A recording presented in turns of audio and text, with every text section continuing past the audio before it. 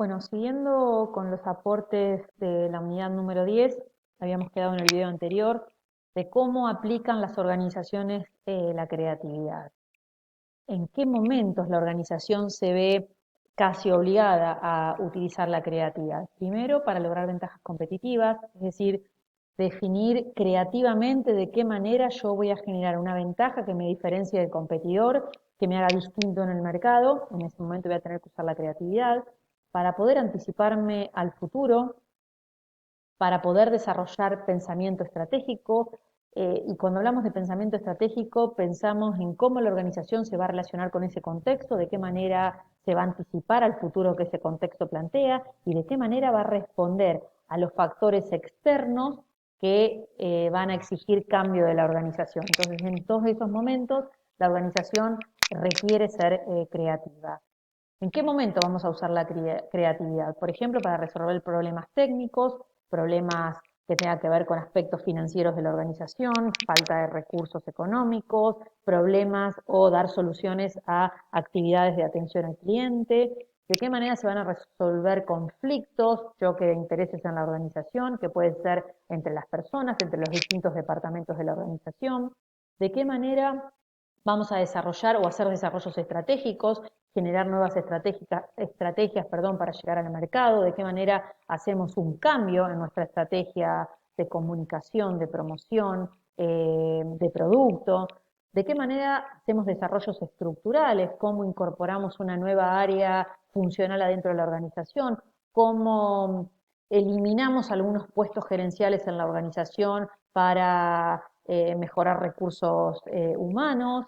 ¿De qué manera para algún proceso concreto podemos utilizar la creatividad? Por ejemplo, para seleccionar los nuevos recursos humanos para un nuevo proyecto, para capacitar a mis empleados de manera creativa. En todos esos ejemplos podemos hacer uso de la creatividad adentro de la organización.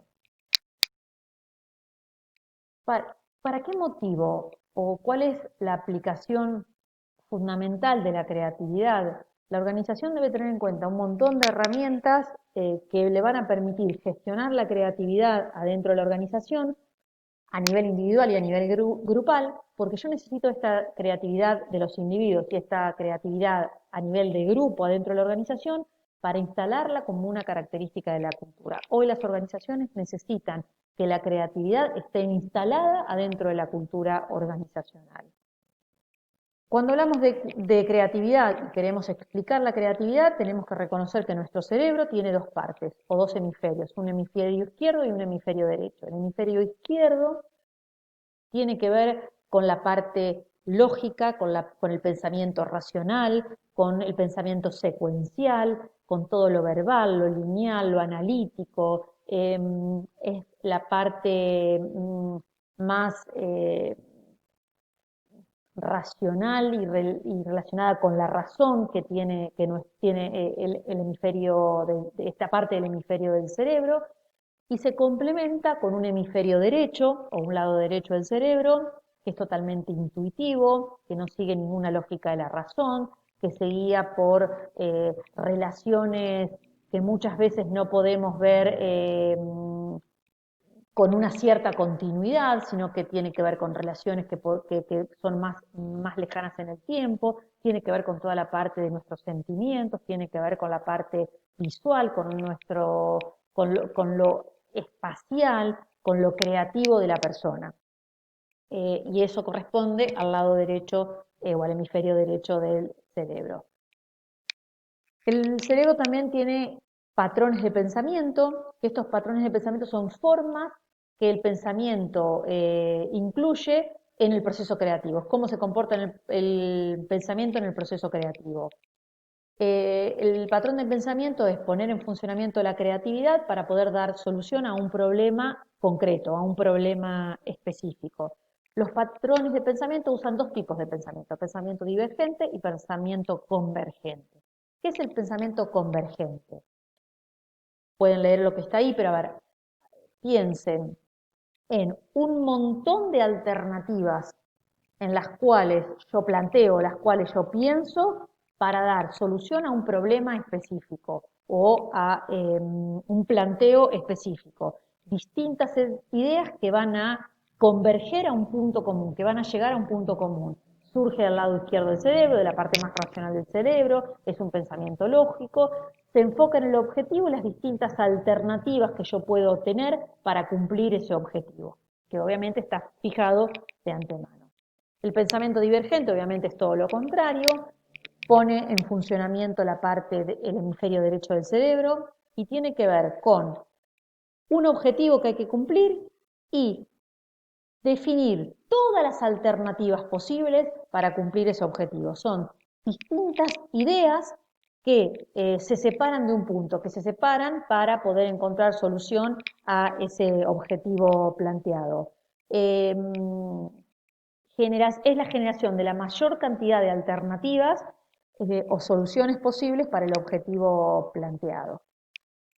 Este gráfico me gusta mucho porque ayuda a la comprensión del tema. Un pensamiento divergente incluye partir de un lugar y encontrar la mayor cantidad de alternativas, generación, producción, fluir de ideas para el tema planteado.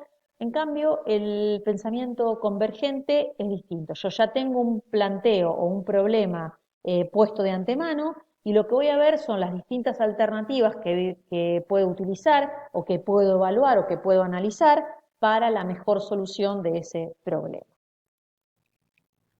Cuando en una organización hablamos de la creatividad, es importante detectar que van a aparecer, de la misma manera que lo hablamos en el cambio, pero van a aparecer ruidos o bloqueos que van a dificultar el uso de la creatividad en la organización. Nada, los nombres, algunos los voy a explicar con algunas palabras, pero es así, es decir, la organización que busca ser creativa o que quiere incorporar la creatividad como parte de su cultura, tiene que saber que también va a tener obstáculos o bloqueos para aplicar esa creatividad. ¿Cuáles pueden ser esos bloqueos a la creatividad? Que muchos de mis empleados tengan una mentalidad cerrada o una actitud cerrada. No, eso es imposible, es un disparate, eso me bloquea la creatividad.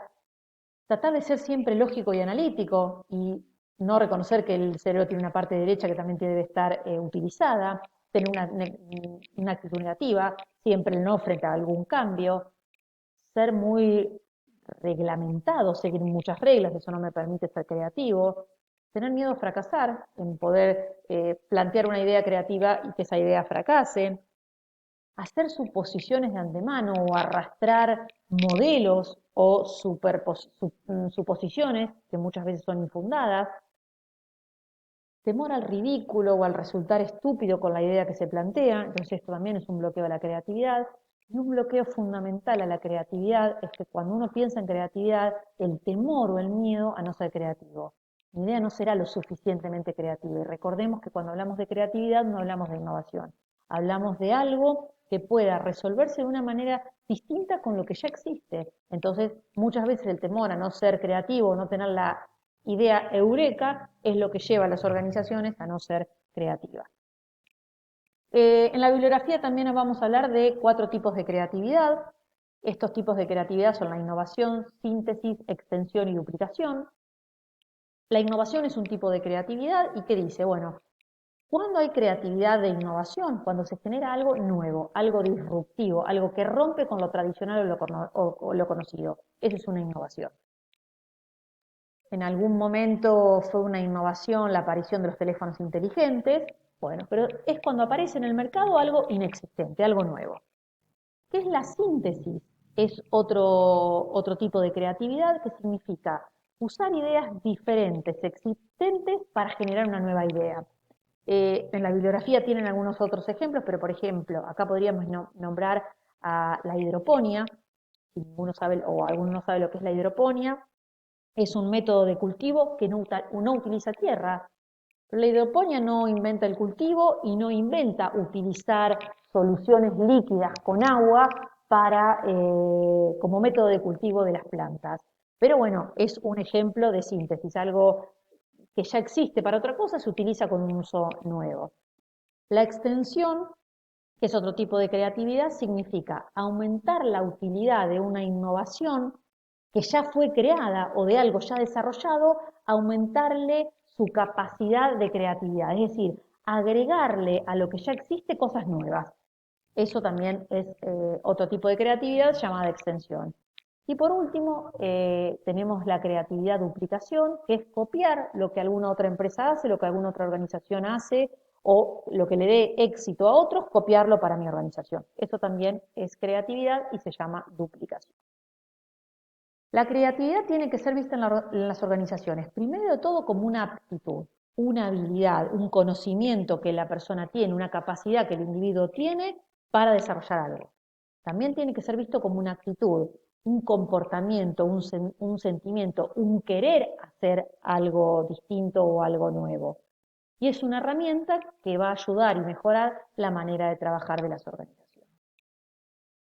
El último tema que incluye la unidad número 10 es analizar la organización inteligente. Hablamos de organización inteligente como una organización capaz de aprender, es una organización que aprende todo el tiempo, es la organización basada en el recurso humano y en el conocimiento, es una organización que genera actitud y aptitud para obtener los resultados que genera, y se diferencia de la organización tradicional porque la organización tradicional es una organización de control y acá es una organización de conocimiento, es una organización de aprendizaje continuo. ¿Qué disciplinas incluye la organización inteligente? La organización inteligente incluye 5 disciplinas, que son el pensamiento sistémico, el dominio personal, los modelos mentales, la visión compartida y el aprendizaje en equipo. Vamos a explicar cada uno. ¿Qué es el pensamiento sistémico? Pensar en la organización como un todo. Cuando hay organización inteligente, es una organización que piensa en la totalidad, piensa en el todo. Y cuando hablamos de pensamiento sistémico, hablamos de una organización que es un todo, que está dentro de un sistema más grande que es el ambiente. Entonces, la organización inteligente, la disciplina del pensamiento sistémico, tiene que ver con pensar en la organización como un todo. El dominio personal tiene que ver con la habilidad que algunos individuos tienen para alcanzar los resultados que yo quiero, que yo me propongo alcanzar. Es concentrar todas mis energías y toda mi paciencia en lograr lo que a mí me interesa, lo que es de mi interés personal. ¿Cómo se inicia el dominio personal? Cuando una persona puede detectar y puede poner en palabras y priorizar cuáles son sus intereses. Eso es el dominio personal. ¿Qué son los modelos mentales? Los modelos mentales, tienen que ver con supuestos arraigados.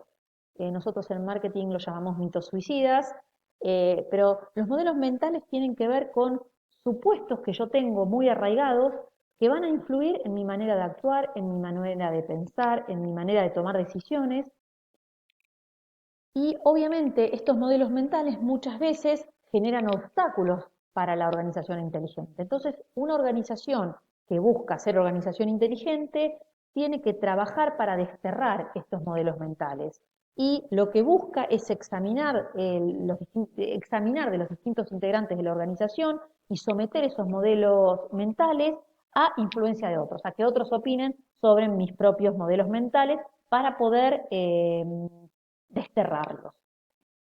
¿Qué es la visión compartida? Una organización que busca ser organización inteligente tiene que tener una visión ampliamente compartida por sus integrantes. Es decir, la imagen de futuro que yo tengo de la organización tiene que ser compartida ampliamente por los distintos integrantes de la organización. Una organización inteligente configura una visión compartida que genere un compromiso de todos sus empleados, que sea motivador. Y una organización inteligente que tiene una visión compartida no la impone, sino que la comparte. Es decir, que la tiene que crear con la gente. Y por último, el aprendizaje en equipo, que tiene que ver que la inteligencia del equipo es mayor a la inteligencia individual. Por lo tanto, las organizaciones inteligentes buscan y fomentan el trabajo en equipo para lograr mayores y mejores resultados para la organización. Y aparece en la organización inteligente el pensamiento sistémico como la quinta disciplina. ¿Qué significa que el pensamiento sistémico sea la quinta disciplina? El pensamiento sistémico integra a todas las demás disciplinas y las fusionan en un todo. Entonces, la organización inteligente precisamente es el pensamiento sistémico y es la quinta disciplina que piensa la organización como una totalidad y relaciona cada una de las disciplinas de la organización inteligente. Bueno, con esto damos finalizada la teoría de la